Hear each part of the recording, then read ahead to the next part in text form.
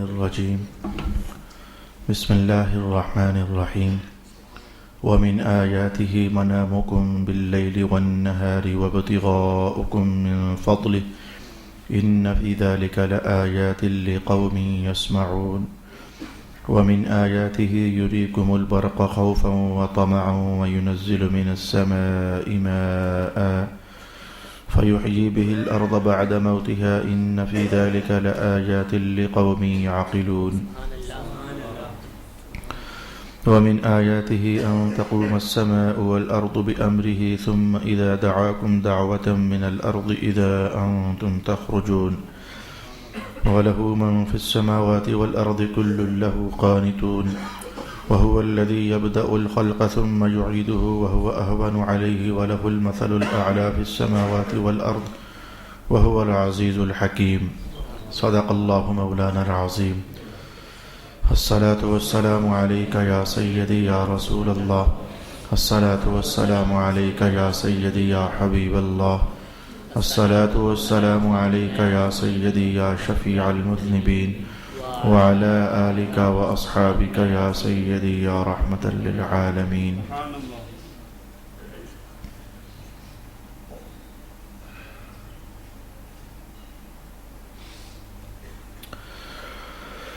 اور اس کی نشانیوں میں سے رات اور دن میں تمہاری نیند ہے اور تمہارا اس کے فضل کو تلاش کرنا ہے، بے شک اس میں غور سے سننے والوں کے لیے ضرور نشانیاں ہیں۔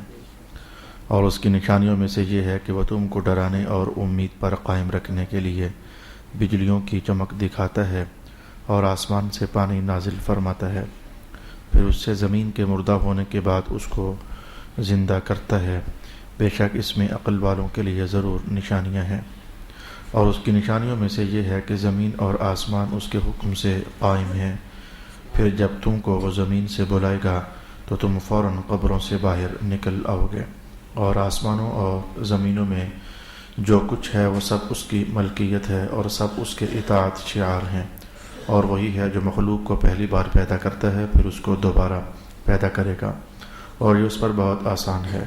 اور آسمانوں اور زمینوں میں اسی کی سب سے بلند صفات ہیں، اور وہی بہت غالبہ اور بہت حکمت والا ہے۔ صدق اللہ مولانا العظیم۔ اللہ رب العالمین کے فضل اور اس کے کرم سے چند آیات بینات سورہ روم سے آج تلاوت کرنے کی سعادت حاصل ہوئی ہے۔ اس کے مضامین اللہ تعالی ہمیں سیکھنے کی اور سمجھنے کی توفیق عطا فرمائے۔ ان آیات بینات میں ایک بندہ مسلمان کے لیے جو رس ہے اور جو نتیجہ ہے اور جو خوشبو ہے اور جو تربیت کے اسباق ہیں، اللہ تعالیٰ وہ ہماری زندگی کا اپنے فضلوں سے باقاعدہ حصہ بنائے۔ سورۃ روم مکی ہے۔ مکی صورتوں کا انداز کئی بار آپ سے کہہ چکا ہوں۔ اس میں اللہ تعالیٰ کی وحدانیت پر، اللہ کے وجود پر، اللہ کی قدرت پر بے شمار دلائل پیش کیے جاتے ہیں، جس سے ایک ایمان کی طلب والے شخص کا ایمان قوی ہو جاتا ہے، توانا ہو جاتا ہے۔ ایک غور و فکر کی جستجو رکھنے والے شخص کے لیے آیات بینات میں غور و فکر کرنے کے بعد کسی کی طرف سے آنے والی دعوت کو قبول کرنا قدرے آسان ہو جاتا ہے۔ تو آئیں ہم زیادہ باتیں ادھر ادھر کی کرنے کی بجائے قرآن حکیم کے آیات سے ہی روشنیاں لینے کی کوشش کرتے ہیں۔ سب سے پہلی آیت جس میں رب کائنات نے یوں ارشاد کیا کہ اللہ کی نشانیوں میں سے یہ بات ہے، کون سی؟ رات اور دن میں تمہارا نیند کرنا اور پھر اللہ تعالیٰ کا فضل تلاش کرنا، یہ اللہ تعالیٰ کی بہت نشانیوں میں سے ہے، اس کی مہربانیوں میں سے ہے، اس کی عطاؤں میں سے ہے، اس کی قدرت کے آثار میں سے ہے۔ جتنے بھی لفظ بولے جا سکتے ہیں مقصد کو سمجھنے کے لیے، وہ سارے یہاں سمجھے جا سکتے ہیں اور بولے جا سکتے ہیں۔ میرے دوستو، آپ جانتے ہیں کہ ہم جب قرآن حکیم کی محفل میں یہاں اکٹھے ہوتے ہیں تو مقصد ہمارا یہ ہوتا ہے کہ ذرا آہستہ سے، ذرا قریب سے قرآن حکیم کی باتوں کو سمجھنے کی کوشش کی جائے۔ اس وقت جبکہ اس وقت آپ اور میں اکٹھے بیٹھے ہوئے ہیں، نہ میرا کچھ مقصد ایسا ہے کہ میں تقریر کروں تو آپ میری حوصلہ افزائی کریں، اور نہ ہی کچھ آپ کا گھر سے یہ عنوان ہے کہ آپ حوصلہ افزائی کرنے جا رہے ہیں یا محفل کو گرمانے جا رہے ہیں۔ اس لیے مجھے اس آیت میں 2-3 طریقوں سے غور و فکر آپ کے سامنے پیش کرنا ہے۔ اللہ کی قدرت کے آثار و شواہد بھی ہم نے اسی آیت سے تلاش کرنے ہیں، اپنے ذہنوں پر دستک دینی ہے ہم نے، یہ بھی ہم نے مواد اسی آیت سے حاصل کرنا ہے، اپنے دلوں کو جھنجھوڑنا ہے، کچھ اس طرح کی سٹ وٹ بھی ہم نے اسی آیت سے حاصل کرنی ہے۔ تو آیت ترتیب کے ساتھ ہم دیکھنا چاہیں گے۔ پہلے تو میں آیت کا سطحی معنی اور عامت المفسرین نے جو اس کا معنی بیان کیا وہ آپ کے لیے بیان کرنا چاہوں گا۔ رب کائنات نے کہا رات کو تمہیں نیند آتی ہے، اور یہ اللہ تعالیٰ کی بہت بڑی نشانی ہے اور اس کی قدرت کا ایک اثر ہے کہ تمہیں رات کو نیند آ جاتی ہے۔ نیند میں آپ جانتے ہیں کہ اللہ تعالیٰ نے کچھ ایسی تاثیر رکھی ہوئی ہے کہ بعض اوقات بندہ تھکا ہوتا ہے، اس کا جسم ٹوٹا ہوتا ہے، سارا دن کام کاج کر کے تو اس کا دل ہوتا ہے کہ میں لیٹ جاؤں اور مجھے اب کوئی پکڑے نہ، مجھے کوئی چھوئے نہ، تاکہ میری وہ جو تھکان جو ہے اتر جاؤ۔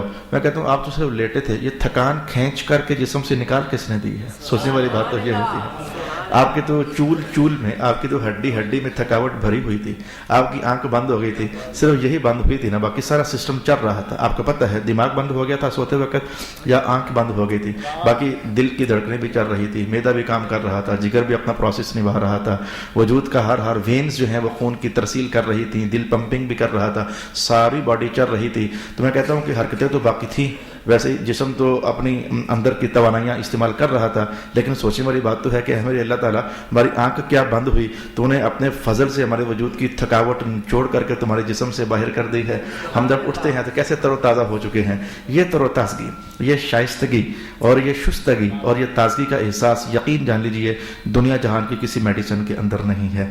جو کہ تم کہو کہ میں گولی کھا لیتا ہوں اور پھر میں جب گولی کھا کر فارغ ہوں گا نا تو گھنٹے ڈیڑھ کے بعد میرے وجود کی ہڈیاں بھی وہ تھکاوٹ نچوڑ کر کے پھینک چکی ہوں گی اور فریش ہو جاؤں گا۔ میں کہتا ہوں کسی دنیا جہان کی میڈیسن کے اندر یہ بات نہیں ہے جو تاثیر اللہ تعالیٰ نے نیند کے اندر بھر دی ہوئی ہے۔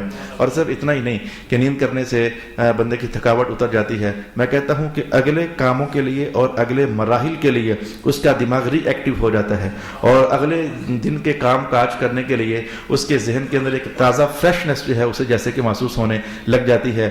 تھکا ہوا انسان، مجھے خود یاد آتا ہے وہ صاحب عمرہ کرنے کے لیے تشریف لے کر گئے ہیں، اللہ تعالیٰ ان کا عمرہ قبول فرمائے۔ یہ پچھلے سال کی کہانی ہے، میرے اپنے گھر کا واقعہ آپ کو سناتا ہوں۔ تو میں پچھلے سال کی کہانی ہے، مجھے کوئی لکڑی کی الماری چاہیے تھی، تو میں نے ووڈ کٹر سے کہا یار ایک الماری بنا دو۔ الماری اس نے صبح سے لے کر شام تک محنت کی۔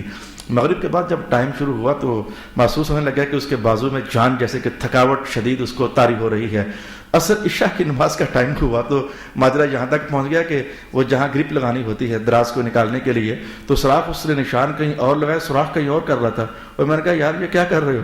کہنے لگا بس اللہ صاحب دماغ نہیں رہ سکا۔ میں نے کہا چھوڑ اس کام کو، ادھر ہی چھوڑ دے، تو پھر کل آ کر باقی کام کرنا۔ محسوس ہو گیا اگر تھکاوٹیں نہ اتریں تو بندے نے سوراخ کرنے کدھر ہوتے ہیں، کر کدھر دیتے ہیں۔ میں کہتا ہوں ڈرائیور لوگ گاڑیاں مار دیتے ہیں، ایکسیڈنٹ ہو جاتے ہیں، اپنی فیملیز کو تباہ کر دیتے ہیں۔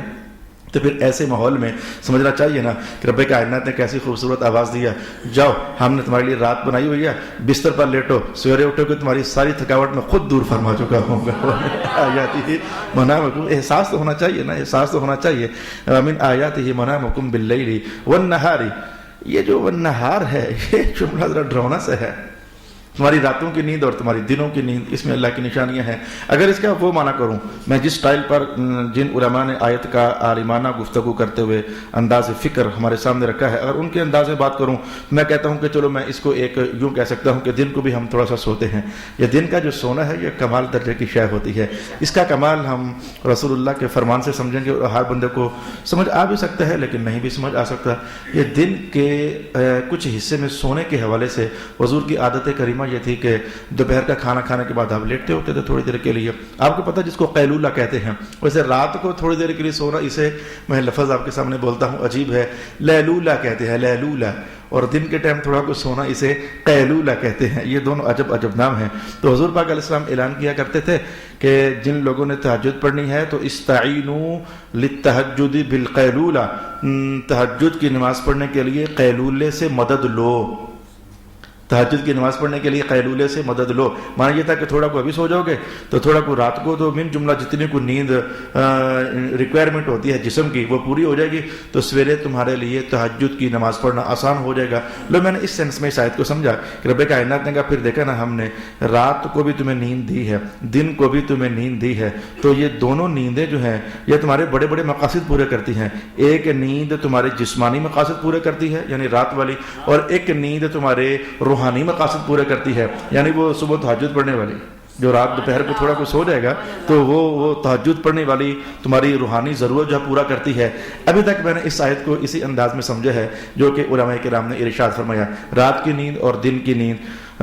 اب میں تھوڑی سی چوٹ لگانا چاہوں گا. میں کیا لگانا چاہوں گا؟ یعنی مجھے ملی ہوئی ہے، تفسیروں سے مجھے ملی ہے، میں اسے ٹرانسفر کرنی ہے. تھوڑی کوئی چوٹ لگانا چاہوں گا، سٹ لگانا چاہوں گا، میں بھائی آپ کو دستک دینا چاہوں گا. تو میرا خیال ہے کہ دستک دینا تو بری بات نہیں ہوتی ہے، اور تنبیہ کرنا کسی کو یہ تو بری بات نہیں ہوتی ہے. اللہ تعالیٰ آپ لوگوں کا بھلا کرے. آپ پرانے ہو چکے ہو، میں بھی پرانا ہو چکا ہوں. کبھی کبھی کوئی بات گرما گرم بھی ہو جائے، کوئی ڈانٹ ڈپٹ بھی ہو جائے، اللہ آپ کا اقبال بلند کرے. تحمل مزاجی کے ساتھ سن لیتے ہو، اپنے اللہ کا کلام سمجھتے ہوئے. میری بھی ٹوٹی پھوٹی باتیں آپ کے لیے قابل ہضم ہو جاتی ہیں. اب جو حوالہ پیش کرنے جا رہا ہوں یہ ہے علامہ اسماعیل حقی کا. علامہ اسماعیل حقی کہتے ہیں کہ رب کائنات کو صرف اتنا کہنا چاہیے تھا. انسانی سوچ ہے نا، فکر کا ایک دروازہ کھولنے کے لیے. نیند تو ہم رات کو کرتے ہیں، تو یہ دن کو نیند کا مطلب کیا ہے؟ رب کائنات یوں کہا، دن کی نیند اور رات کی نیند. رات کی نیند تو سمجھ آتی ہے، لیکن یہ دن کی نیند کو رب کائنات نے یہاں ذکر کیا ہے. کہیں ایسا تو نہیں فرما رہا اللہ تعالیٰ؟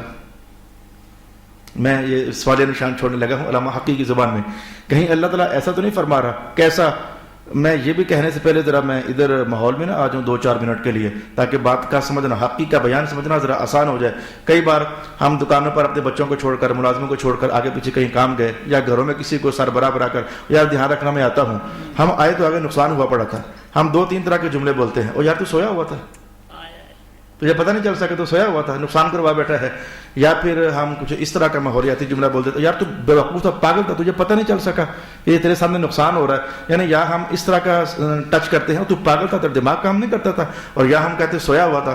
تو سویا ہوا ہونا یہ نقصان کا استعارہ تو ہے نا. نقصان کے ساتھ ہم نے یہ جوڑا. ہم نے یہ کیوں نہیں کہا کہ تو پانی پی رہا تھا، ہم نے یہ کیوں نہیں کہا کہ تو کہیں چھت پر گیا ہوا تھا. نہیں، یہ نہیں. ہم نے کہا تو سویا ہوا تھا، تیرے سامنے نقصان ہو رہا، تجھے پتہ نہیں چل سکا. علامہ حقی کہتے ہیں کہیں ایسا تو نہیں ہے کہ رب کائنات نے کہا دن ہوتا ویسے جاگنے کے لیے ہے، لیکن تم کیسے انسان ہو؟ تمہارا جاگنا، جس کو تم جاگنا سے کہتے ہو، جب اس میں اللہ کی بندگی نہ ہونا، تو یہ کیا جاگنا؟ یہ سویا ہوا ہونا ہی ہے.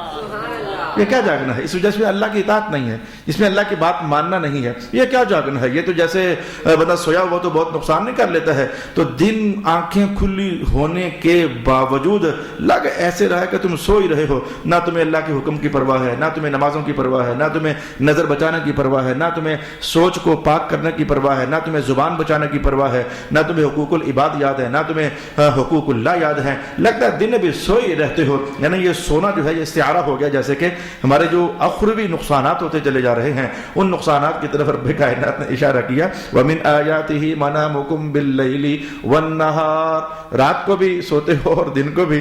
اللہ تعالیٰ رحم فرمائے کہیں اس سے وہ نہ ہو جائے کہیں کہ جن لوگوں کی عادت یہ ہوتی ہے کہ سویرے فجر سے رات کو لیٹ سوئے اور اٹھتے دن 11 بج گئے اور دن کو 12 بج گئے. ان کے نام کی سٹ تو ہو سکتی ہے نا کہ دن ہم نے اس کام کے لیے بنایا ہے. دن تو ہم نے محنت مزدوریاں کرنے کے لیے بنایا ہے. دن تو اللہ کا فضل تلاش کرنے کے لیے بنایا ہے. اچھا تو فرمایا کہ وَابْتِغَاؤُكُم مِّن فَضْلِهِ. رات کے مقاصد میں نے بات بیان کی ہے.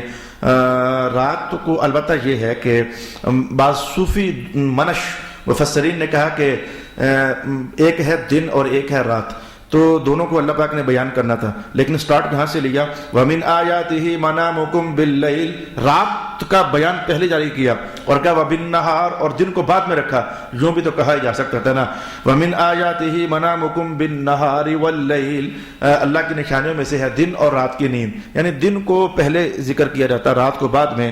یہ بھی تو اسلوب بیان ہو سکتا تھا، لیکن مولا کائنات نے دن کو پہلے نہ رکھا بلکہ دن کو بعد میں رکھا اور رات کا حوالہ پہلے قائم کیا.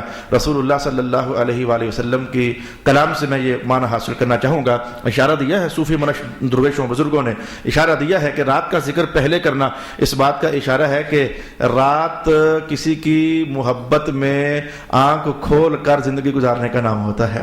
رات کو جیسے کوئی محبوب پکار رہا ہوتا ہے. جیسے کہ کیا حضور نے کیا فرمایا نہیں ہے، جب رات شروع ہوتی ہے تو آسمانوں سے اللہ تعالیٰ اپنی شان کے مطابق پہلے آسمان پر آ جاتا ہے، پھر آوازیں دیتا ہے کوئی جاگنے والا ہے، کوئی مانگنے والا ہے، کوئی سوال کرنے والا ہے، کوئی جوڑیاں کھولنے والا.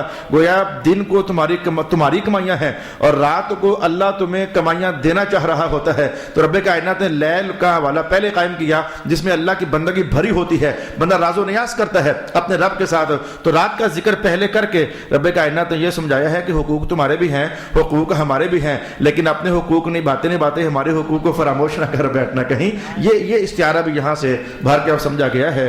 وَمِنْ آيَاتِهِ مَنَامُكُمْ بِاللَّيْلِ وَالنَّهَارِ وَابْتِغَاؤُكُم مِّن فَضْلِهِ. دن کو اللہ کا فضل تلاش کرو یہ رزق کمانا، رزق حلال کی بات کرتا ہوں، ہر رزق کی بات نہیں کرتا. رزق حلال کو قرآن حکیم نے اللہ کا فضل قرار دیا ہے. میں آپ سے کہتا ہوں کہ آپ سورہ جمعہ میں چلے جائیں، وہاں ایک اور شے بھی ہے جس کو اللہ نے ہے رزق ویسے، لیکن اس کو اللہ نے اپنا فضل قرار دیا ہے. سورہ جمعہ کے اندر چلا جاتا ہوں. مولا کائنات نے کیا کہا؟ فَإِذَا قُضِيَتِ الصَّلَاةُ فَانتَشِرُوا فِي الْأَرْضِ وَابْتَغُوا مِنْ فَضْلِ اللَّهِ. جب جمعے کی نماز تم پڑھ چکتے ہو تو جدھر سے تم آئے ہوئے ہو، اب جمعے پڑھ کر چلے جاؤ واپس ادھر. تو جو کاروبار چھوڑ کر دکانیں بند کر کے آئے تھے، اب جا کر کمائیاں کرو. تو اس کمائی کو رب کائنات نے کہا پڑھ لیا نماز، قُضِيَتِ الصَّلَاةُ نماز ہو گئی ہے جی اللہ تعالیٰ ہو گئی ہے. فانتشروا جاؤ، پھر جدھر سے آئے ہو پھیل جاؤ. وابتغوا من فضل اللہ، اب جا کر روٹیاں پانی روپے کماؤ. اب جو روپے کماؤ گے اسے قرآن روپے نہیں کہتا، اسے اللہ کا فضل قرار دے رہا ہوتا ہے.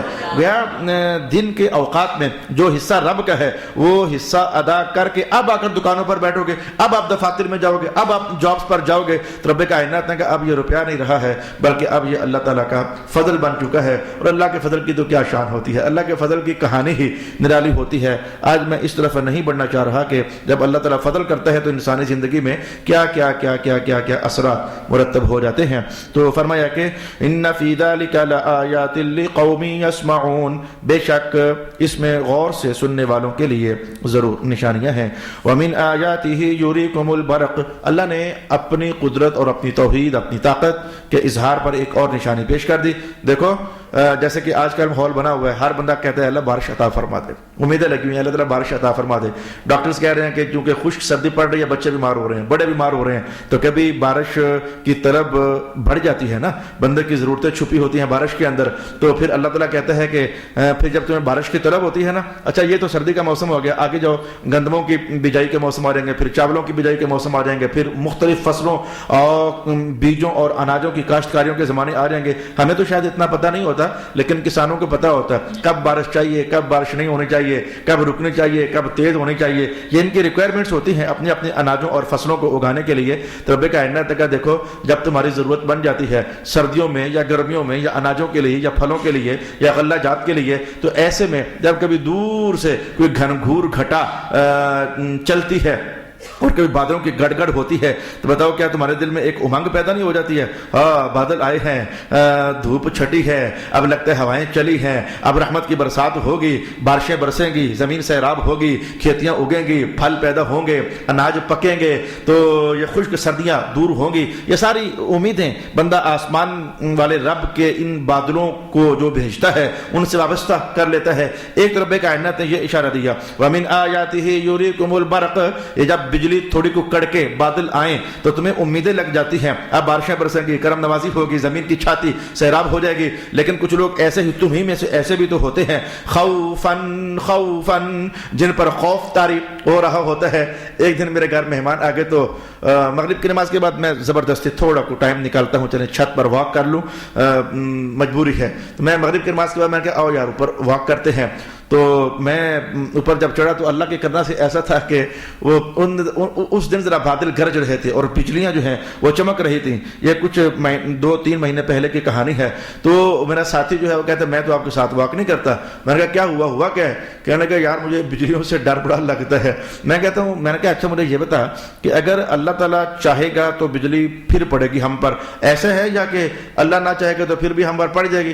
کہتے ویسے آپ ٹھیک ہے لیکن مجھے پھر بھی ڈر لگتا ہے. چلو یہ بیان مجھے مل گیا، موقع پر مل گیا. رب کائنات نے کہا کچھ لوگ ان بجلیوں کے کڑک کو دیکھتے ہیں تو انہیں بارش برسنے کی امیدیں لگ جاتی ہیں، اور کچھ بندوں کو جب یہ بارش بجلی کا کڑکنا محسوس ہوتا ہے تو وہ خوف محسوس کرنے لگ جاتے ہیں. ان دونوں باتوں کا حوالہ رب کائنات نے قرآن میں دیا اور کہا کہ اس کی نشانیوں میں سے یہ ہے کہ وہ تم کو ڈرانے کے لیے بھی اور تم کو امید پر قائم رکھنے کے لیے بھی وہ بجلیوں کی چمک تمہیں دکھاتا ہے. یریکم البرق، وہ بجلی تمہیں دکھاتا ہے تاکہ ڈرنے والے ڈر جائیں اور امیدیں لگانے والے امیدیں لگا لیں. ویسے کبھی اللہ رحم فرمائے بجلی کی کڑک ہو، بجلی کی چمک ہو تو رسول پاک صلی اللہ علیہ وسلم نے یہ کلمات ارشاد فرمائے ہوئے ہیں کہ پڑھنے چاہیے سبحان اللہ سبحان اللہ سبحان اللہ. یہ کلمات ہیں رسول پاک علیہ السلام نے بجلی کے چمک کے موقع پر دیکھ کر کے تو یہ پڑھنے کا حکم ارشاد فرمایا ہوا ہے. وَيُنَزِّلُ مِنَ السَّمَاءِ مَاءً، قدرے سبق آج آسان بھی ہیں، اور وہ آسمان سے پانی برسا دیتا ہے۔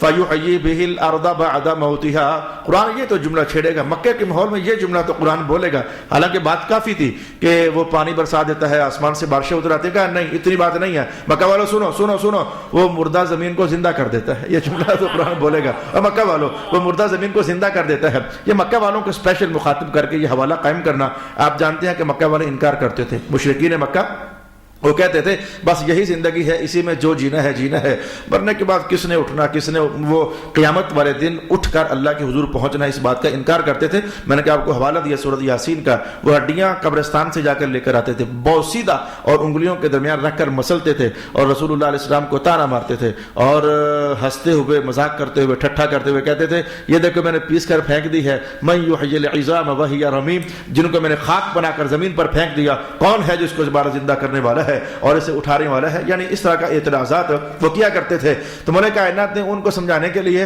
یہ بھی کہا، دیکھو جو پچھلی بھی آیت آئی تھی کہ میں نے تمہیں روزانہ نیند دیتا ہوں نا، یہ نیند موت ہی ہوتی ہے، یہ نیند موت ہی ہوتی ہے۔ جیسے سونے والا، مرنے والا بندہ نہ چل سکے، نہ پھر سکے، نہ گھوم سکے، نہ اٹھ سکے، نہ کھا سکے، نہ پی سکے، تو اس لیے نیند کو موت کی بہن کہا جاتا ہے۔ اور تم کہتے ہو کہ اللہ تمہیں قیامت والے دن زندہ کیسے کرے گا، میں تو تمہیں روزانہ مار کر روزانہ زندہ کر رہا ہوں۔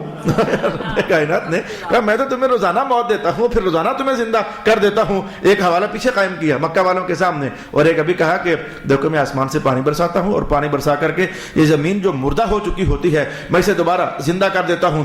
وہ نکے نکے تنکے، وہ گھاس، وہ پھوس، وہ پنکھڑیاں، وہ پھول، وہ پتے، وہ درخت کیسے سبز لباس پہن لیتے ہیں، اور چمنستان کیسے ہرے بھرے ہو جاتے ہیں۔ میں کہتا ہوں کیسے وہ انگوروں کی بیلوں پر شگوفے چٹک چٹک جا رہے ہوتے ہیں، اور انگوروں کی بیلوں کے ساتھ رس، پانی کے رس سے بھرے ہوئے انگوروں کے خوشے لٹکنے لگ جاتے ہیں، پھلوں کے اندر پانی بھر جاتا ہے، رس پیدا ہو جاتا ہے۔ تمہارے کائنات نے کہا کل تک یہ درخت بھی ننگے تھے، زمین خشک تھی، تنکے ٹوٹ چکے تھے، ان کی کمریں جیسے کہ کٹ چکی تھیں، اور درخت جیسے کہ بالکل ایک ایک پتا بھی ان پر نظر نہیں آتا تھا۔ تو یہ زمین مری تھی نا، ہم ہر 6 مہینے کے بعد یہ تاریخ دہرا دیتے ہیں، زمین مار دیتے ہیں، آسمان سے پانی پھر ہم جب برساتے ہیں تو اللہ اس زمین کو زندہ کر دیتا ہے نا۔ زمین کا حوالہ کہہ کر رب کائنات نے بڑی زوردار دعوت دی ہے، تو اتنا سا ہے، اتنا سا 6 فٹ کا ہے، 5 فٹ کا ہے، 5.5 فٹ کا ہے، ہم جو ہے ہم تو اتنی بڑی زمین کو مار کر کے ایک دم سے زندہ کر دیتے، تو چھوٹا سا انسان ہے، تجھے زندہ کر دینا کیا ہمارے لیے مشکل ہے۔ یعنی جو بڑے بڑے بڑے بڑے کام کر دیتا ہے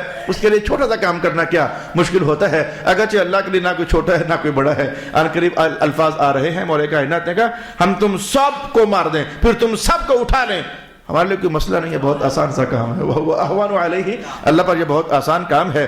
ان فی ذلک لآیات لقوم یعقلون، بے شک اس میں عقل والوں کے لیے ضرور نشانیاں ہیں۔ ومن آیاتہ ان تقوم السماء والارض بامرہ، اللہ کی نشانیوں میں سے یہ بھی ہے کہ آسمان قائم ہے، زمین بھی قائم ہے، لیکن آسمان اللہ کے حکم کے ساتھ قائم ہے۔ بغیر عمد ترونہا، یہ کسی اور مقام کے الفاظ ہیں۔ رب کائنات نے کہا دیکھو اس نے آسمان بنائے ہیں، اس رب نے آسمان بنائے ہیں، تمہیں کوئی بھی پلر نظر آتا ہے، تمہیں کوئی بھی ستون نظر آتا ہے؟ ہم نے 4 مرلے کی جگہ چھت نہیں ہوتی ہے، لیکن ادھر دیوار دے، ادھر پلر دے، ادھر ستون دے، ادھر جناب علی کو ٹیک دے دے کہ چھت گر نہ جائے، تو 4 پائیں 10 مرلے کی چھت سنبھالنا ہمارے لیے مشکل ہو جاتا ہے۔ لیکن رب کائنات نے کہا دیکھ لو ہم نے اتنا بڑا آسمان تمہارے لیے پیدا کر دیا ہوا ہے، نہ کوئی بیم ہے، نہ کوئی پلر ہے، نہ اس کے نیچے کوئی ٹیک تمہیں نظر آتی ہے، مولا پھر یہ کھڑا کیسے ہے؟ رب کائنات کا تمہیں سمجھ نہیں آ سکتی، اس لیے کہ یہ ہمارے حکم سے کھڑا ہوا ہے، کہ ہمارا حکم ہے جو اسے گرنا نہیں دیتا ہے، اور جس دن ہم نے کہا نا گر جائے پھر اسے کوئی روک نہیں سکتا ہے۔ اس آسمان میں شگاف پڑ جائیں گے، اذا السماء انشقت، ہمارا حکم ہے، قائم ہے، ہم جب حکم جاری کر دیں گے تو پھر السماء انشقت، بڑے بڑے سوراخ آسمانوں کے اندر ہو جائیں گے، ستاروں کو کوئی نیچے گرنے نہیں دے رہا ہے، اس کا حکم ہے۔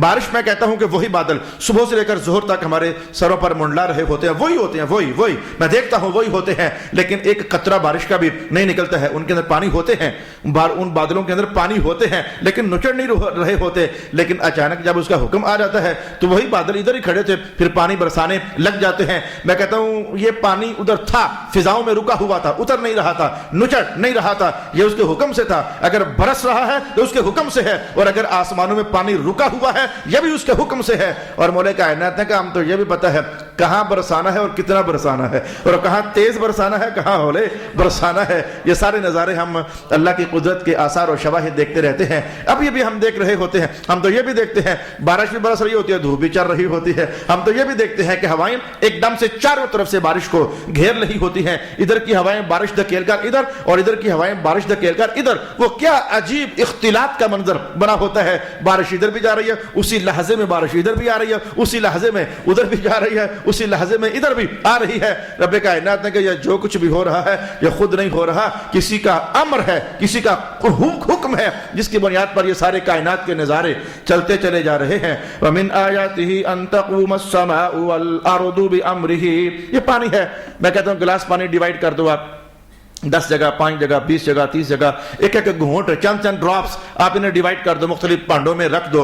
تو میں کہتا ہوں کہ برتنوں میں رکھنے کے باوجود یقین جانو یہ پانی پانی ہی رہے گا، پانی پانی ہی رہے گا. حالانکہ تھا بھی پانی اور ہے بھی پانی، لیکن یہ اللہ ہے. وہ تھوڑا کو پانی گلاب میں ڈال دیتا ہے، تھوڑا کو چمپا میں ڈال دیتا ہے، تھوڑا کو موتیا میں ڈال دیتا ہے، تھوڑا کو گینڈے کے پھول میں ڈال دیتا ہے، تھوڑا کو رات کی رانی میں ڈال دیتا ہے، تھوڑا کو دن کے راجے میں ڈال دیتا ہے. یہ پانی اللہ وہی زمین سے نکلنے والا پانی ہے، مٹیوں سے نکلنے والا. اور یہ ان پھولوں میں بانٹ کر جب اللہ ادھر ڈالتا ہے، میں کہتا ہوں وہی پانی تھا. ادھر جاؤ تو خوشبو اور ہوتی ہے، ادھر جاؤ تو خوشبو اور ہوتی ہے، ادھر جاؤ تو خوشبو اور ہوتی ہے، ادھر جاؤ تو خوشبو اور ہوتی ہے.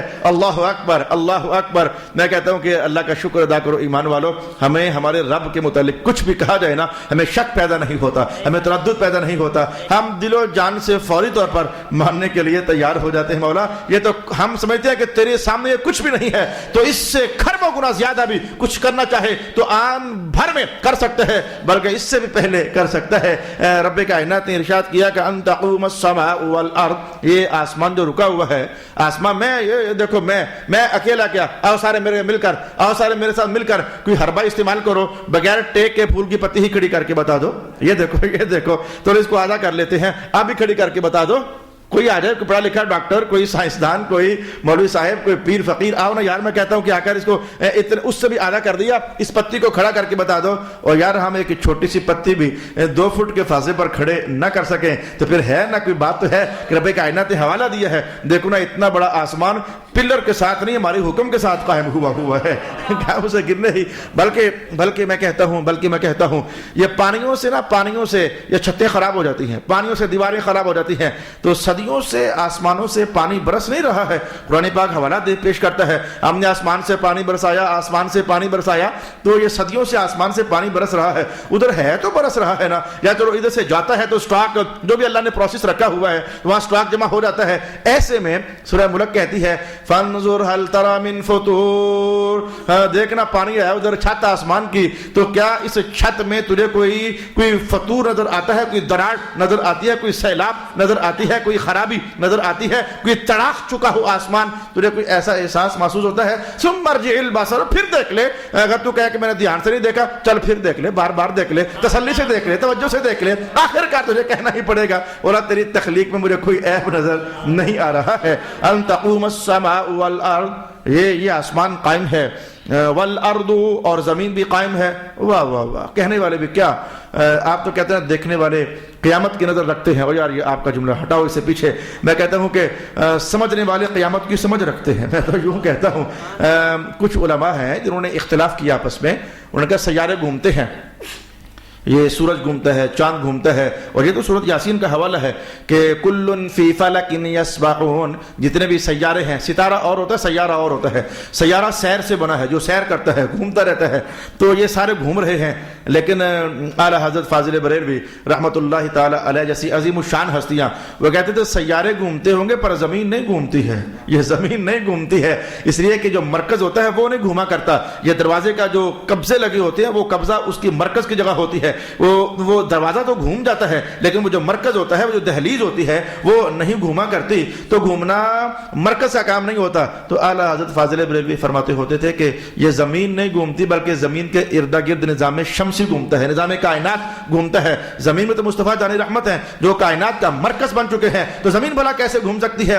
کوئی اعلیٰ حضرت سے پوچھتا کہ ذرا ارشاد فرمائیں کہ یہ قرآن پاک میں کہیں لکھا ہوا ہے؟ کہتے آؤ بتاتا ہوں میں تمہیں. آپ یہ آیت پڑھتے اور آیت پڑھ کر سنا دیتے. رب نے نے کہا نہیں ہے تقوم السماء والارض، آسمان بھی قائم ہے زمین بھی قائم ہے زمین بھی قائم ہے، رب کائنات نے کہا نہیں ہے زمین بھی قائم ہے۔ تو زمین قائم ہونے پر اور زمین کے متحرک نہ ہونے پر، زمین کے ساکن ہونے پر علماء کرام نے اس آیت سے استدلال کیا ہے اور اس لفظ سے استدلال کیا ہے کہ آسمان بھی قائم ہے اور زمین بھی قائم ہے۔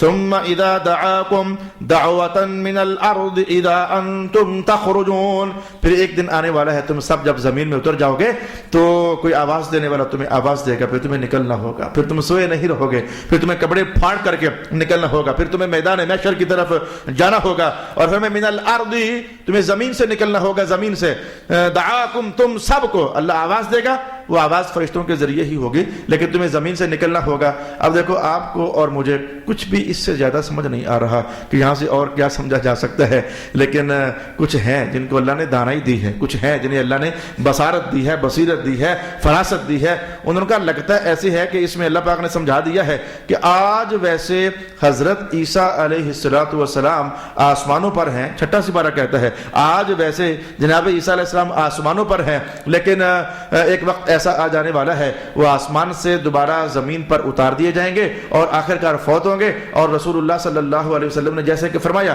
کہ حضور کے ساتھ ہی ان کے دفن کر دیا جائے گا، اور پھر قیامت والے دن انہیں بھی زمین سے نکالا جائے گا۔ وہ ساری باتیں کہاں سے سمجھتے ہیں؟ وہ کہتے ہیں ثم اذا دعاكم دعوة من الارض، اللہ نے جس کو بھی قیامت کے میدان میں لے کر جانا ہے وہ زمین سے ہی نکالنا ہے، یوں نہیں ہوگا کہ عیسیٰ علیہ السلام ادھر سے ہی اللہ کے پاس چلے جائیں، میں انہیں زمین پر آنا ہوگا، جس کی بشارت رسول اللہ صلی اللہ علیہ وآلہ وسلم نے ارشاد فرمائی ہے۔ پھر انہیں جہاد کرنا ہوگا اور پھر دجال کو مارنا ہوگا، پھر خود ہی اپنے وقت پر انہیں اللہ کے حکم سے فوت ہو جانا ہوگا، پھر انہیں مدفون بننا پڑے گا، اور پھر جب قیامت کو اللہ آواز دے گا پھر اٹھ کر کے اللہ کے حضور جمع ہو جانا پڑے گا۔ من الارض اذا انتم تخرجون وله من في السماوات والارض، اور آسمانوں اور زمینوں میں جو کچھ ہے وہ سب اسی کی ملکیت ہے۔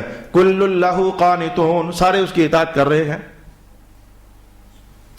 میرا رکنا آپ کو بتا تو رہا ہے کہ گل ہے کوئی، سارے اس کی اطاعت کر رہے ہیں، کل سارے لہو اس کی قانتون اطاعت کر رہے ہیں۔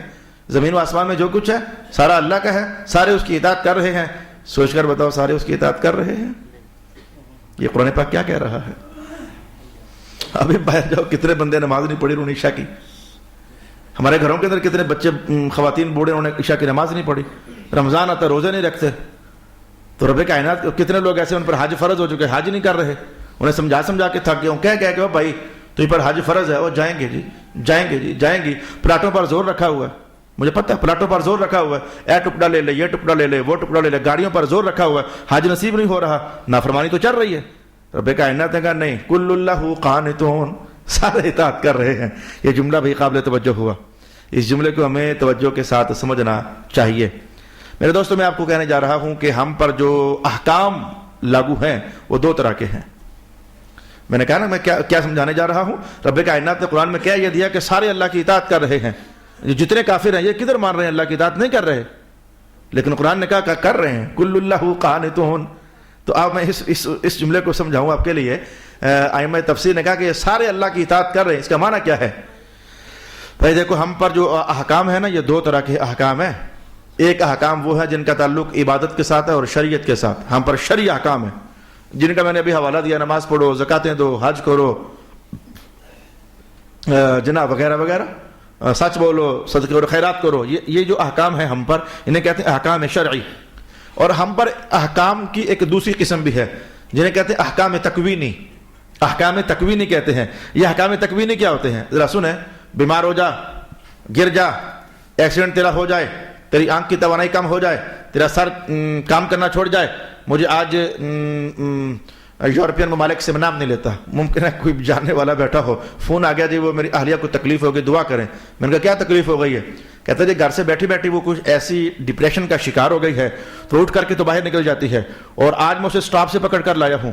وہ میں جب اس کو پکڑنے کے لیے گیا تو بچوں کو گھر چھوڑ کر اسٹاپ پر بیٹھی ہوئی، تو میں جب اس کے پاس گیا تو مجھے دیکھ کر کے تو اٹھ کر کے تو پرے اور چلنے لگ گئی، گھر آنے کے لیے تیار نہیں ہو رہی تھی۔ دعا کریں اللہ تعالیٰ میری اہلیہ کو شفا دے۔ میں نے کہا اللہ تعالیٰ شفا عطا فرما دے، لیکن بات تو ہے نا، اس طرح دماغ خراب ہونا چاہیے، تجھے ڈپریشن ہو جانا چاہیے، تو تیری ہڈی میں درد ہونا چاہیے، تجھے اس تاریخ کو مرنا چاہیے، جیسے کل طیارہ گر کر مر گیا نا تو وہ اللہ کا حکم تھا کہ انہیں ایسے ہی اللہ کے پاس جانا ہے. وہ جتنے لوگ تھے مسافر سارے کے سارے وہ اللہ کے پاس چلے گئے. میں کہتا ہوں ان کا حکم ایسے یہ ہے احکام تکوینی. تو آج کھانا کھا سکے گا اور آج تو کھانا نہیں کھا سکے گا. یقین جان لیجئے ٹیبل پر رکھا ہوا کھانا کوئی ایسی ایمرجنسی پڑتی ہے بندہ چھوڑ کر چلا جائے, میں آتا ہوں جی او جی یار میں آتا ہوں, بیوی کو کیا کر رہا ہوں یار میں آتا ہوں. وہ شام کو جا کر عشاء کے بعد کہیں آنا نصیب ہوتا ہے. یہ تکوینی احکام ہے, یہ تکوینی احکام ہے. ہم چاہیں یا نہ چاہیں ہمیں اسی تاریخ کو مرنا ہے. ہم چاہیں یا نہ چاہیں ہمیں بیمار ہونا ہی ہے. 4 دن پہلے مجھے ایک ڈاکٹر صاحب کہتے ہیں کہ ہماری بیماریوں کی اصل وجہ یہ ہے کہ ہماری بد خوراکی ہے, ہم الٹی سیدھے چیزیں کھاتے ہیں. تو اے کاش کہ ہم الٹی سیدھے چیزیں کھانا چھوڑ دیں نا تو ہم بیمار نہ ہوں. میں نے کہا ویسے معذرت کے ساتھ, اور معذرت بھی کوئی نہیں, رسول اللہ علیہ السلام کوئی غلط شے نہیں کھاتے تھے, بیمار تو حضور بھی ہوئے ہیں. حضور کے صحابہ کوئی غلط شے نہیں کھاتے تھے, بیمار تو وہ بھی ہوئے ہیں. ڈاکٹر صاحب ٹھیک ہے آپ کی تھیوری یہی کہتی ہے جراثیم پلتے ہیں الٹی سیدھی چیزیں کھاتے ہیں بندہ بیمار ہو جاتا ہے. نہیں ایسا نہیں ہے. اگر الٹی سیدھی چیزیں کھانے سے بھی ہوتے ہیں سبب بن جاتے ہیں. میں کہا ان پٹھانوں کے بچوں کے بارے میں کیا کہوں, سارا دن روڑیوں پر جا کر کے جو ہیں وہ گند مند اٹھا کر کے تمہارا کچرا اٹھا کر کے وہ چاٹ جاتے ہیں, لیکن ان کے بچے خیر سے تمہارے بچوں سے زیادہ صحت مند ہوتے ہیں. اگر آپ کا مشاہدہ غلط نہیں ہے اور میرا مشاہدہ غلط نہیں ہے, لیکن میں نے کہا کہ یہ بیماریاں ہم چاہیں یا نہ چاہیں ہمیں بیمار ہونا ہے. ہم چاہیں یا نہ چاہیں ہمیں مرنا ہے, اور جس جگہ کا حکم آ چکا ہے ہمیں ادھر پہنچ کر مرنا ہے. یہ ہمارے بزرگ کیا نام تھا ان کا جو یہاں بیٹھتے ہوتے تھے, غلام محمد صاحب, یہ کرسی لگا کر جمعہ میرے پاس پڑھتے تھے. تو میں زیادہ ڈیٹیل پوچھ نہیں سکا ان کے بیٹوں سے, لیکن مجھے اطلاع ہوئی کہ وہ تو اللہ کو پیارے ہو گئے ہیں. اور یہ جس تاریخ کو فیصلہ ہے ہمیں اس تاریخ کو مرنا ہے, جہاں کا فیصلہ ہے ہمیں وہاں مرنا ہے. ہمارے کتنے بچے ہونے ہیں یہ اللہ کے فیصلے سے ہے اور اس کے حکم سے ہے. میرا خیال ہے کہ 2-4 مثالیں آپ کے لیے سمجھنا کافی ہو گیا ہوگا. ہم پر احکام 2 طرح کے ہیں, ایک میں ہمیں اختیار دیا گیا ہے اور وہ احکام شریعت ہیں, اور ایک طرح کے احکام وہ ہیں جن میں ہمیں اختیار نہیں دیا گیا. تو میری بیٹی کل کہتی ہے کہ یہ جو طیارہ گر کر تباہ ہوا ہے بابا انہوں نے دعائیں نہیں کی تھیں کہ اللہ تعالیٰ ہمیں بچا لے. میں کہا بیٹی یہ دعائیں موت نہیں روک سکتی ہیں. اگر دعاؤں سے موتیں رکتی ہوتی تو کوئی ماں اپنا بچہ مرنے دیتی بھلا, کوئی بیٹا اپنا باپ مرنے دیتا بھلا. تو میں نے کہا کہ یہ کچھ احکام ہم پر شرعی ہیں, تشریعی احکام ہیں, وہ ہم چاہیں تو کر لیں چاہیں تو نہ کریں, جس پر امتحان ہے, جس پر جنت اور دوزخ کے فیصلے ہیں. اور کچھ احکام ہم پر درخت کو اتنے ہی زمانے میں بڑا ہونا ہے, اس کی فلانی شاخ فلانے سال میں کٹ جانی ہے, اس کو نیچے سے کیڑا لگ جانا ہے, اس پودے پر اتنے پھول لگنے ہیں, میں کہوں گا اس پر اتنے پتے لگنے ہیں, ہر پتے میں پانی اتنا ہونا چاہیے, ہر پھول کی پتی میں وہ باریک باریک وینز جو ہیں ان کے اندر پانی کی مقدار یہ ہونی چاہیے, پھول کی پتیوں کا سائز یہ ہونا چاہیے. میں کہتا ہوں کہ اس طرح کی اور کروڑوں قسم کے احکام ہیں جنہیں احکام تکوینی کہا جاتا ہے. تو یاد رکھنا احکام شریعت ہے تو ہم بے لگام ہے ویسے اختیار ہمیں, لیکن ہو ویسے ہم بے لگام ہو چکے ہیں. لیکن جو احکام تکوینی ہے نا, کوئی بندہ چاہے بھی تو اس پہ چونچڑا نہیں کر سکتا. آ جائے فرشتہ مرنے کے لیے تیار, مولا میں نہیں مرتا, یہ نہیں ہو سکتا ہے. فرشتہ آ جائے چل بھی بیمار ہونے کے لیے تیار ہو جا, مولا میں آج نہیں کل بیمار ہو سا, میں یہ نہیں ہو سکتا ہے. اب میرا خیال ہے کہ سمجھنا آسان ہو گیا. رب کائنات نے کہا کہ ٹھیک ہے کہ ہم نے تمہیں کچھ اختیارات بھی دیے ہیں, لیکن کل اللہ قانتون, کچھ احکام ہم نے تم پر ایسے لاگو کیے ہوئے ہیں, تم زور آور ہو تو زور آور, دانا ہو تو دانا, سیانے ہو تو سیانے, تم ہمارے ان احکام کو ٹال نہیں سکتے. تمہیں اطاعت کرنی ہی ہوگی, تمہیں اس دن کو مرنا ہی ہوگا, تمہیں بیمار ہونا ہی ہوگا, ہماری ہڈی میں درد پیدا ہونا ہی ہوگا. لہذا آپ کو یہ بات سمجھ آئی کہ یہ جو کہا جا رہا ہے نا کہ سارے اطاعت کرتے ہیں, یہ احکام شریعت میں نہیں ہے. احکام شریعت میں کچھ کرتے ہیں کچھ نہیں کرتے, جو کر گئے وہ خوش قسمتی بنا گئے اور جو نہیں کرتے وہ بدبختگی کما گئے. البتہ جو احکام تکوینی ہے نا, تکوینی, اسے میں نے آپ کو سورۃ کہف پڑھاتے ہوئے یہ بات میں نے بتائی تھی کہ نبی بھی 2 طرح کے ہوتے ہیں. زیادہ ویسے نبی تشریعی ہوئے ہیں, یعنی جو شریعت کی بالادستی کے لیے آتے ہیں, یہ کرو یہ نہ کرو, یہ حلال یہ حرام, یہ پاک یہ پلیت, یہ اچھا یہ برا, یہ نور یہ ظلمت, یہ خیر یہ شر, یعنی احکام شریعت. اکثر رسول ایسے ہیں, لیکن ایک آدھ رسول ایسے بھی تشریف فرما ہوئے ہیں جو نبی تھے لیکن امور تکوین کے نبی تھے, امور شریعت کے نبی نہیں تھے, امور تکوین کے نبی تھے. میری مراد جناب خضر علیہ السلام ہے, وہ نبی تھے لیکن امور شریعت کے نہیں. انہوں نے کوئی حلال حرام نہیں, حلال حرام تو موسیٰ فرما رہے تھے, وہ خضر بھائی وہ بچہ مار دیا تو نے, یہ حلال حرام ادھر سے چل رہا تھا اور ادھر سے آواز آ رہی تھی کہ میں نے تھوڑا مارا ہے, اللہ نے ڈیوٹی ہی میری یہ لگائی ہوئی تھی, یہ اللہ کے حکم سے میں نے مارا ہے, شریعت ادھر سے بول رہی تھی. لو جنہوں نے تمہیں کشتی میں سوار کر کے تو دریا سے پار لگایا, ان کی کشتی کا پھٹا توڑ رہے ہو. شریعت ادھر سے بول رہی تھی اور نبی تکوینی ادھر سے بول رہے تھے. یہ میں نے کب توڑا؟ اللہ نے کہا ہے تو میں نے توڑا ہے نا. تو کچھ نبی ایسے آئے ہیں جن کے لیے کچھ ایسے احکام واقعہ ہوا کرتے تھے. یہ جو بعض اوقات آپ کہتے ہو,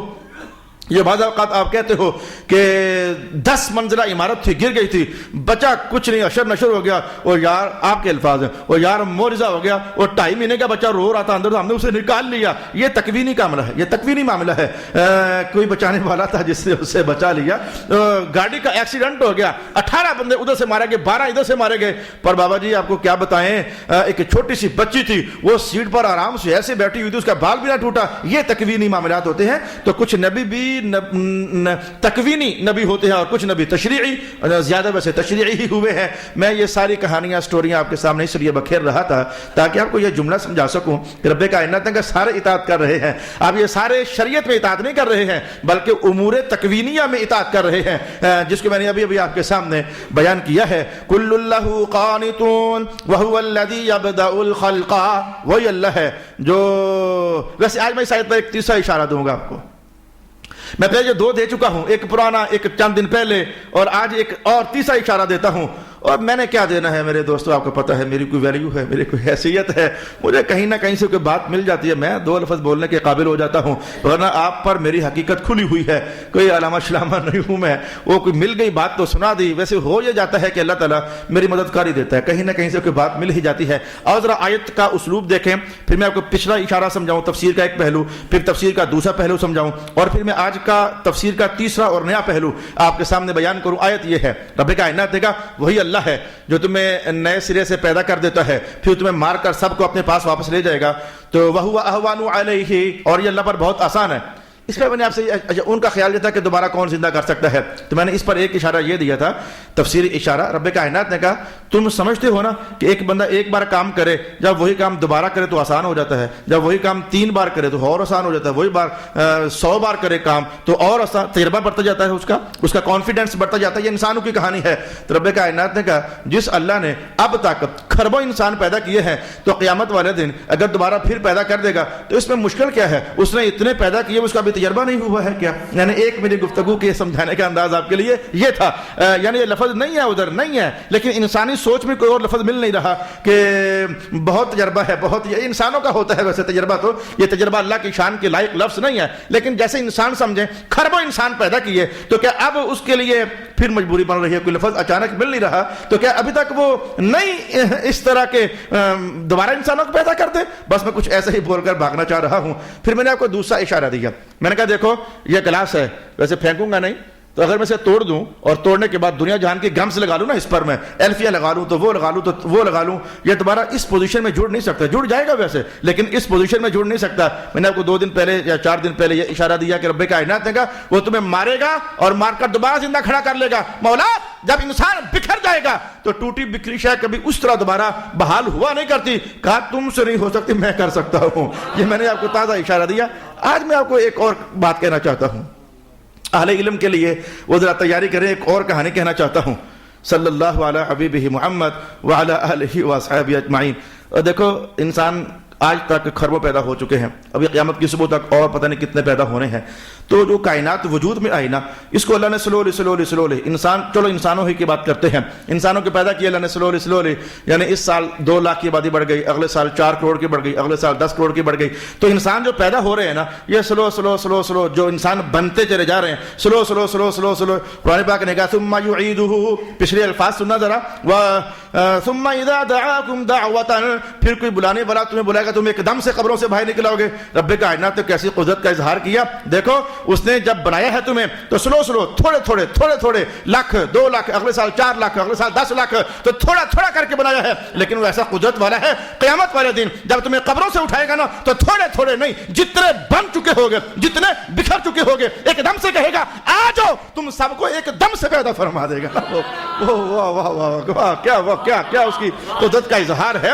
وہ یار اکٹھے پرونے سنبھالنا اوکھا ہوتا ہے. آج آپ سنبھال کے ہٹے ہو اپنے والد صاحب کے لیے, وہ مہمان اکٹھے آ جائیں, بندہ کہتا ہے جی وہ شفٹیں لگیں گے جی, وہ 100 مہمان آ جائیں, کھانا کھائیں تو کھا کر چلے جائیں جی, تو ہنگم نہ مچائیں, ہنگم نہ بے ہنگم نہ کریں, تھوڑے تھوڑے آتے جاؤ کھاتے چلے جاؤ. آپ نے کہا دیکھ لو اتنے بنانا, تم تو سمجھتے ہو کہ یہ بھی مشکل تھا, مشکل ویسے یہ بھی نہیں تھا, اور خربوں خربوں خربوں کو ہم ایک آواز پر دوبارہ پھر بنا ڈالیں, مشکل یہ بھی نہیں ہے ہمارے لیے. وَهُوَ أَهْوَنُ عَلَيْهِ لفظ بڑا مزیدار ہے. اہون, اہون, یہ اہون کیا ہوتا ہے؟ ایک ہوتا ہون, ایک ہوتا ہون, اور ایک ہوتا اہون. یہ ہون کیا ہے, اہون کیا ہے, میں بتا دیتا ہوں کیا ہے.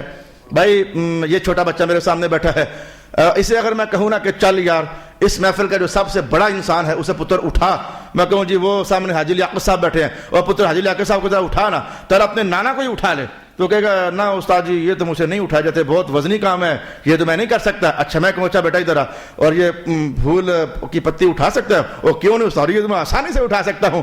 تو وزن جو بندہ ایزیلی اٹھا سکے اسے کہتا ہے ہون, ہون, ہلکے پھلکے. تو رب کائنات نے کہا ہون شون نہیں, جو ہم ہے نا ہمارے لیے اہون ہے. اہون, یہ اہون کیا ہوتا ہے؟ اسے غریب پھول کی پتی میں آسانی سے اٹھا سکتا ہوں. میں کہا اچھا پتر اتنی کو پتی تو اٹھا سکتا ہے؟ اب وہ ہنس پائے گا, استاد جی کیا مذاق کرتے میرے ساتھ. جو بندہ پھول کی پتی پوری اٹھا لے, اس کے پھول کی پتی کا ٹکڑا اٹھانا یہ تو اور آسان ہو گیا نا. رب کہا اسے کہتے اہون, اہون. مولا کائنات نے کہا تم سب کو ایک دم سے میں دوبارہ پیدا کر دوں, یہ میرے لیے ہون نہیں ہے, یہ اہون ہے. یعنی یہ آسان نہیں ہے, آسان سے بھی زیادہ آسان ہے. اور کچھ بول نہیں سک رہا ہوں, میں اور کچھ بول نہیں سک رہا ہوں. یہ آسان نہیں, آسان تو ہون ہوتا ہے. اس لیے ہمارے اکابر دعا کرتے ہیں اللہم, مجھے حدیث کے الفاظ یاد ہے کہ اللہم ربنا ہون علینا سکرات الموت, ہون علینا سکرات الموت. اے میرے اللہ موت کی سختی آسان کر دے, اے میرے اللہ ہمارے لیے موت کی سختی آسان کر دے.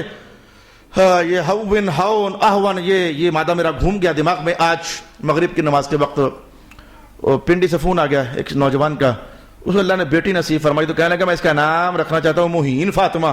میں کہا اللہ اکبر, اللہ اکبر, اللہ اکبر, اللہ اکبر. او نوجوان خدا سے ڈر. اس نے کہا میں موہین فاطمہ نام رکھنا چاہتا ہوں. اور میں کہا خدا سے ڈر, تمہاری یہ طلبیں کب ختم ہونی ہے کہ ہم کو نیا سا نام رکھیں, کوئی عجیب سا نام رکھیں, اور تمہاری یہ طلبیں کب ختم ہونی ہے؟ کہنے لگا استاد صاحب کیا ہو گیا ہے؟ وہ مجھے حافظ کہتا ہے, حافظ صاحب کیا ہو گیا ہے؟ میں نے کہا جانتا نہیں ہے تو یہ جو مہین لفظ ہے یہ اس کا تو معنی ہوتا ہے ذلیل کرنا. عذاب مہین وَلَهُمْ عَذَابٌ مُّهِينٌ, ان کافروں کو ذلیل کرنے والا عذاب ہوگا. یہ نئے لفظوں کے چکر میں کب تک تم اللہ کی نافرمانی اور اللہ کا غضب کماتے رہو گے؟ وہ ڈر گیا, اس نے کہا پھر بتائیں میں کیا نام رکھوں؟ تو ہون مہین اس کا معنی ہوتا ہے ہلکا پھلکا کر دینا. یہ جو بندہ متکبر ہونا, متکبر, جب اللہ اس کو 2 ضربیں لگائے گا اپنے عذاب کی تو ایک بڑی طبیعت اندر سے ہلکی پھلکی ہو جاتی ہے. یہ مار کھانے کے بعد پوچھتے ہو ہون اولا ہوئے, مار کھانے کے بعد یہ جملہ چلتا ہے نا ہون اولا ہویا ہے, اسی اولے کو عربی میں کہا مہین. اللہ ان متکبروں کا اولا کر کے رکھ دے گا اندر سے. تو واپس آئیے, تو کہا اے اللہ ہماری موت کی سختیاں آسان کر دے. ہون علینا سکرات الموت وہو الذی یبدأ الخلق ثم یعیدہ, وہی اللہ ہے جو مخلوق کو پہلی بار پیدا کرتا ہے پھر اس کو دوبارہ پیدا کر دے گا. وہو اہون علیہ, اور اس کے لیے کوئی مسئلہ ہی نہیں ہے. یہ میں ترجمہ کرتا ہوں, یہ ترجمہ نہیں بنتا, یہ عنوان کا نتیجہ ہے. یہ بہت آسان ہے, اللہ کے لیے کوئی مسئلہ ہی نہیں ہے. وَلَهُ الْمَثَلُ الْأَعْلَى فِي السَّمَاوَاتِ وَالْأَرْضِ, اور آسمانوں اور زمینوں میں اسی کی سب سے بلند صفات ہیں. وَهُوَ الْعَزِيزُ الْحَكِيمُ, وہ بہت غلبے والا اور بہت حکمت والا ہے. صدق اللہ العظیم. وہ سوکا کرتے بھی